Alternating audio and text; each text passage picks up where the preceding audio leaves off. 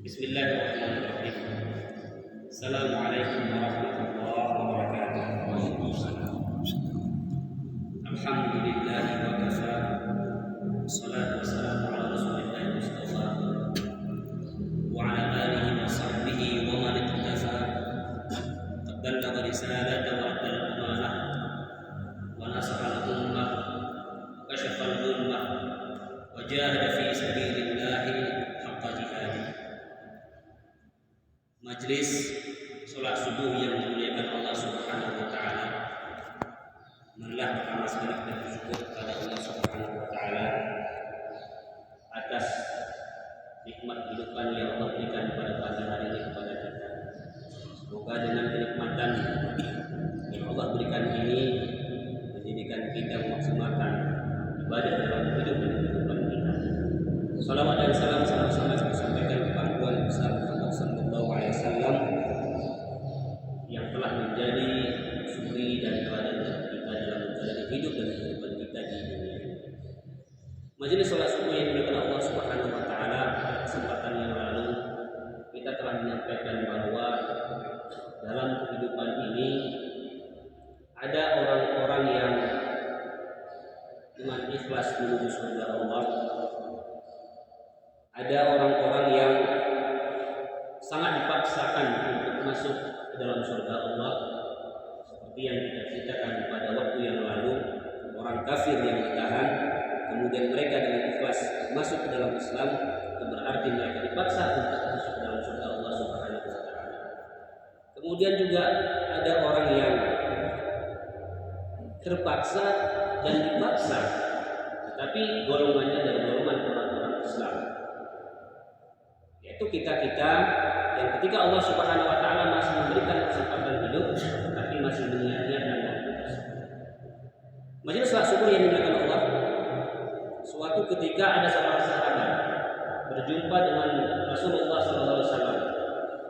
Kemudian kata sahabat tersebut, "Ya Rasulullah, izni wa aujiz."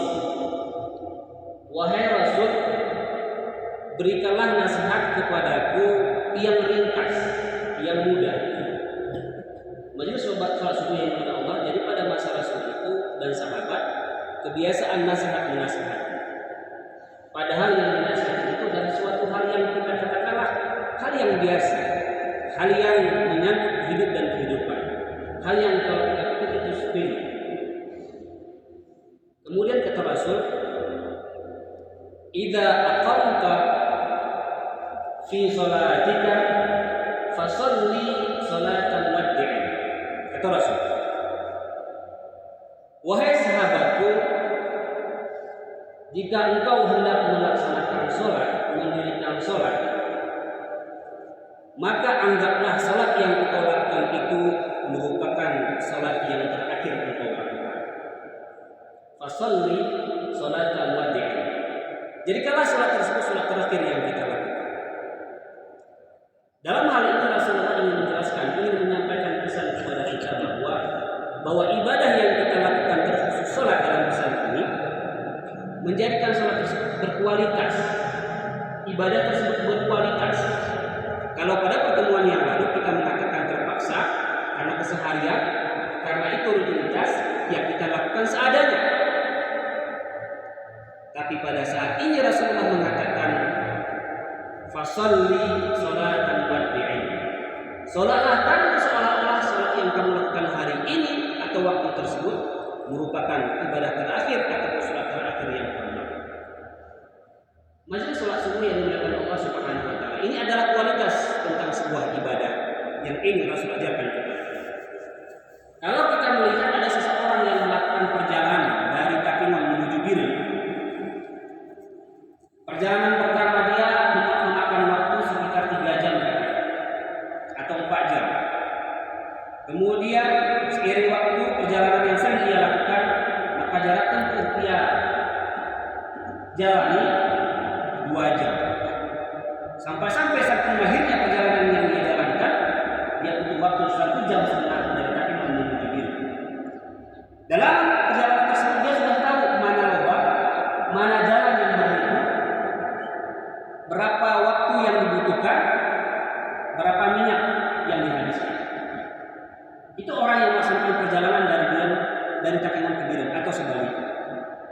semakin mahir, maka semakin cepat waktu tempuh yang dilalui. Tetapi jamaah yang mulia itu berbeda dengan ibadah yang kita lakukan. Berbeda dengan sholat yang kita lakukan. Sholat yang kita lakukan, meskipun itu menjadi rutinitas kewajiban bagi kita, semakin sering kita lakukan, maka semakin berkualitaslah sholat tersebut. Sampai-sampai ketika kita sholat, bukan cepatnya yang kita kejar, tapi kualitas daripada ibadah tersebut.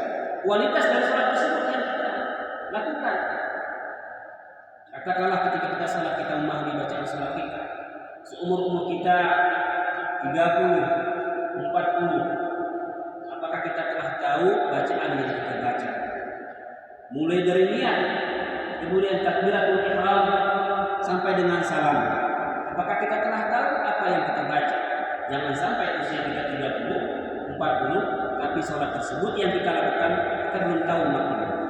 Maka kualitas ibadah tersebut juga akan berkurang. Sampai-sampai ketika kita memahami makna ibadah, makna sholat yang kita lakukan, ketika kita sujud, kita mengatakan Subhana Rabbiyal A'la wa bihamdi. Kita mengakui bahwa Allah Subhanahu wa taala yang Maha Tinggi. Kita mengakui Allah Subhanahu wa taala Maha Tinggi di saat posisi kita paling rendah. Di saat kepala kita menyentuh lantai, di situ kita mengatakan Allah Maha Besar. Jamaah salat subuh yang dimuliakan Allah Subhanahu wa taala, kualitas dalam beribadah. Kemudian Rasul melanjutkan nasihatnya, wala tatakallam bikalamin ta'tadir minhu badan. Dan janganlah engkau berbicara, kata Rasul, yang mana pembicaraan kamu tersebut kamu akan menyesalinya suatu saat nanti. Dalam hal ini Rasulullah SAW mengajarkan kepada kita untuk menjaga lisan kita, untuk menjaga pembicaraan kita, untuk menjaga ucapan kita. Suatu ketika seorang ayah memesan kepada anak, wahai anakku, kata seorang ayah, jika engkau marah, maka engkau tempelkan paku itu ke sebuah kayu.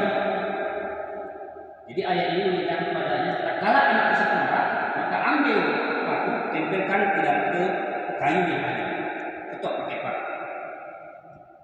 Anak ini mematuhi perintah ayahnya. Setiap kali dia marah di rumah, dia ambil paku, dia tempelkan ke dinding, dia tempelkan ke kayu.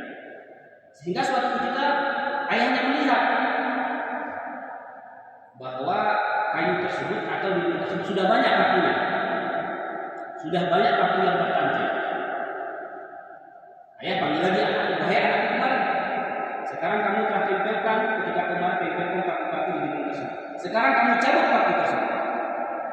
Seorang ayah perintahkan kepada anak untuk cabut paku yang menempel. Kemudian anak cabut paku satu persatu sampai selesailah dicabut paku tersebut. Kemudian ayah tanya, apa yang kamu lihat wahai anak? Kata anaknya, lubang ayah. Baru kemudian ayah mengatakan, wahai anakku, setiap kali kamu berbicara yang kira-kira itu menyakitkan orang lain, maka seperti inilah gambaran. Setiap kata yang menyakiti hati orang, setiap kata yang menyakiti hati umat, maka bekasnya tetap ada meskipun kamu minta maaf. Meskipun paku tersebut dicabut, tapi dia tetap berbekas. Meskipun kamu meminta maaf, tapi kata-kata kamu menyakiti hati orang, maka bekas itu masih tertinggal di hati. Jamaah yang dimuliakan Allah Subhanahu wa taala.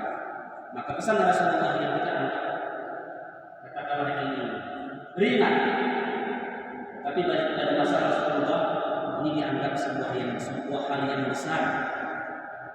Karena nasihat pada Rasul itu ada kalanya ingin memberikan semangat kepada para sahabat dan juga ada kalanya ingin memberikan peringatan kepada sahabat.